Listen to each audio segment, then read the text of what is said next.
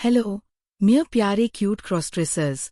मुझे पता है आपके मन में क्रॉस ड्रेसिंग का स्ट्रॉन्ग डिजायर है, लेकिन कई बार उससे जीने का मौका नहीं मिलता।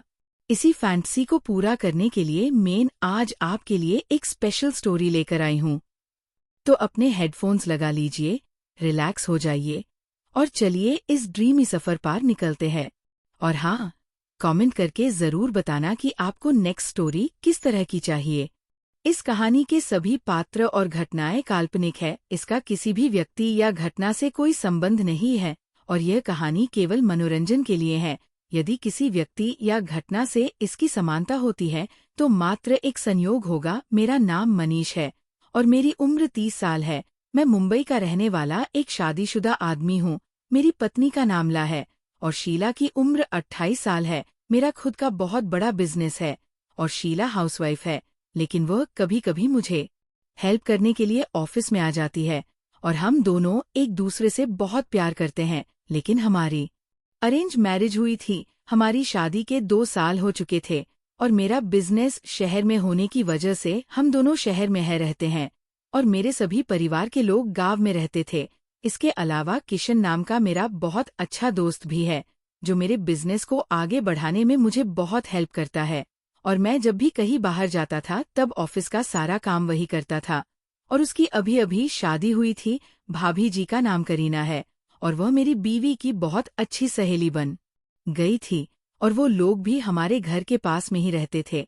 फिर ऐसे ही खुशियों से हमारे दिन बीतने लगे और जब से करीना भाभी आई थी तब से मेरी बीवी शीला मुझे काम ज्यादा हेल्प नहीं करती थी और करीना भाभी के साथ किटी पार्टी में ज्यादा घूमती थी। और मैंने भी उसे घूमने से मना नहीं किया था, लेकिन मैंने उसे कहा था कि तुम जहाँ पर जाओ मुझे बताकर जाना, क्योंकि मुझे तुम्हारी बहुत फिक्र होती है। तो शीला ने कहा ठीक है, मैं आपको बताकर ही जाऊंगी। लेकिन कुछ दिनों से मैं परेशान था क्योंकि शीला कुछ ज्यादा ही पैसे खर्च करने लगी थी और मैंने ये बात मेरे दोस्त किशन को बताई तो उसने मुझे कहा कि किटी पार्टी से महिला एक कभी कभी जुआ भी खेलती है, लेकिन हमारी बीवियां ऐसा करती है या नहीं वह हमें पता नहीं था।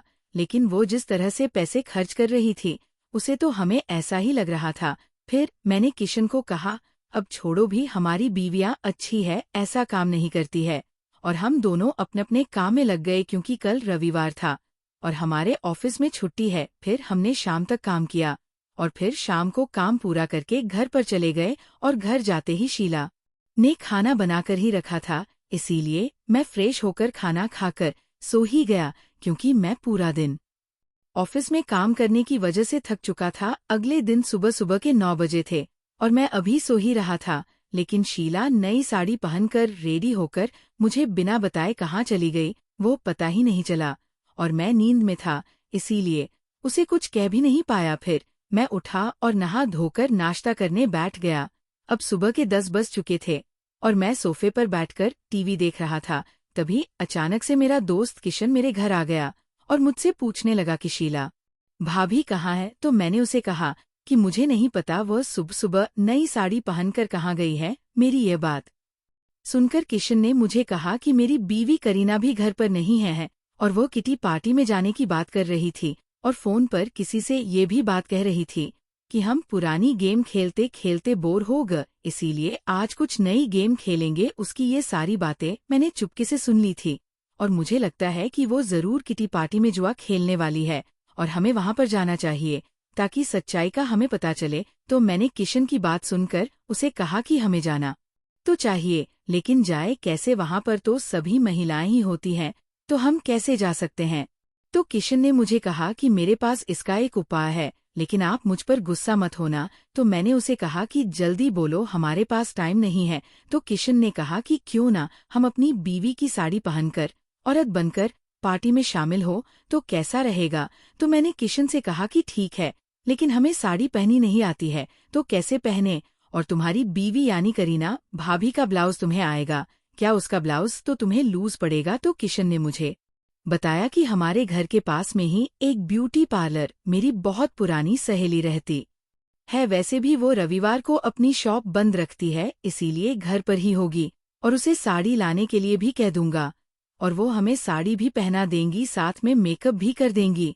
तो मैंने किशन से कहा कि अब सोच क्या रहे हो, जल्दी से उसे फोन करो और मेरे घर पर आने के लिए बोलो। फिर किशन ने उसे फोन किया और जल्दी से सब सामान लेकर मेरे घर पर आने के लिए कहा और थोड़ी ही देर में वो घर पर आ ही गई और मुझसे कहने लगी कि कहाँ है वह लड़की जिसे साड़ी पहना नहीं है। तो किशन ने उसे कहा कि तुम्हें किसी लड़की को साड़ी नहीं पहना नहीं है, बल्कि हम दोनों को साड़ी पहनना है, इसीलिए आपको बुलाया है। तो उसने कहा कि किशन तुम दोनों लड़के हो पता है ना, और लड़के थोड़ी साड़ी पहनते हैं।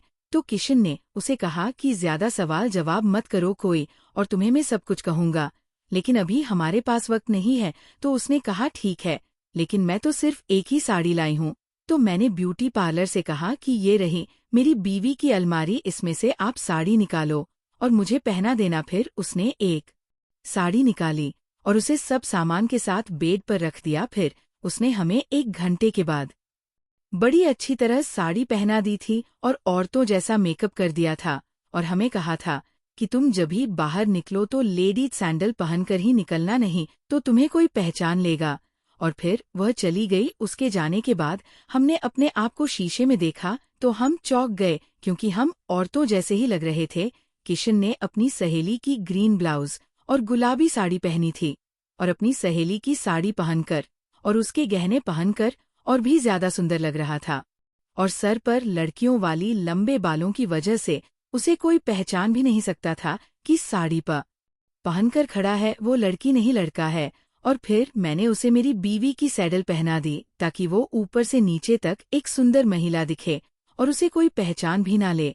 लेकिन रुको रुको, में मेरी सुंदरता कैसी है वह बताना तो भूल ही गया। मैंने मेरी बीवी की ही साड़ी पहनी थी और मेरी बीवी का ये ब्लैक रंग का ब्लाउज मुझे बहुत अच्छे से फिट आ गया था और उसका ये वाइट पेटी को भी मुझे बहुत अच्छा लग रहा था और मेरे बदन पर लिपटी हुई वाइट रंग की साड़ी बहुत अच्छी थी और इस साड़ी के बीच बीच में ब्लैक रंग के बने फूल बहुत सुंदर थे और मेरे हाथों में पहनाई गई चिड़ियों की आवाज मुझे एक औरत होने का एहसास दिला रही थी।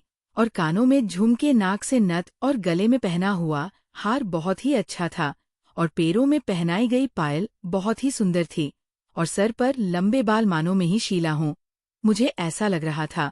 और मेरी सुंदरता में बढ़ावा करने के लिए ब्यूटी पार्लर वाली सहेली ने मेरे कमर के हिस्से पर ब्लैक पेंसिल से तिल बना दिया था और चेहरे पर सुंदर सा मेकअप, लेकिन बीवी की वाइट साड़ी और ब्लैक ब्लाउज में क्या ही हॉट लग रहा था। और मैंने कभी सोचा नहीं था कि मैं कभी अपनी बीवी की साड़ी पहनूंगी और उसकी साड़ी पहनकर इतना सुंदर दिखूं। तभी किशन मुझे आवाज लगाई और कहा कि विचारों में ही खोया रहेगा या फिर अब चलेगा भी। तो मैंने अलमारी से मेरी बीवी की नई हाई हील सैंडल निकाल और वह पहन ली। लेकिन हमें तो पता ही नहीं था कि वह दोनों किस जगह पर किटी पार्टी करने के लिए गई थी। इसीलिए मैंने शिला को फोन करके पूछ लिया कि तुम कहाँ हो। तो उसने बड़ी ही जल्दी में उस जगह का एड्रेस मुझसे कहा और तुरंत ही फोन कट कर दिया। अब तो मुझे पक्का ऐसा लग रहा था कि दाल में कुछ काला है। फिर हम दोनों घर के बाहर निकले, लेकिन घर से बाहर निकलते वक्त में गिरते गिरते बच गया, क्योंकि साड़ी पहनकर चलना और उसे संभालना इतना भी आसान नहीं है। और ऊपर से ये हाई हिल की लेडीज सैडल मुझे अच्छी नहीं लग रही थी। लेकिन मेरा दोस्त किशन साड़ी पहनकर उसे बड़ी अच्छी तरह संभाल कर चल रहा था।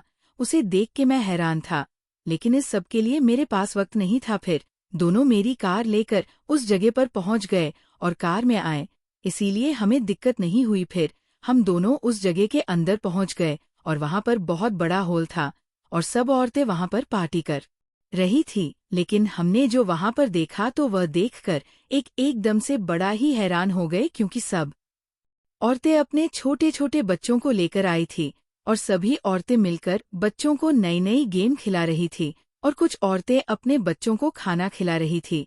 और ये देखकर हम बहुत खुश हो गए और ऐसे ही हम अपने बीवियों पर शक कर रहे थे।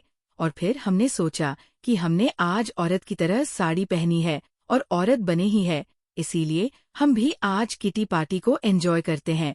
और सभी महिला की तरह हम दोनों भी बच्चों के साथ गेम में बिजी हो गए। लेकिन हम जल्दी ही थक गए, क्योंकि साड़ी को संभालने में हमें दिक्कत हो रही थी।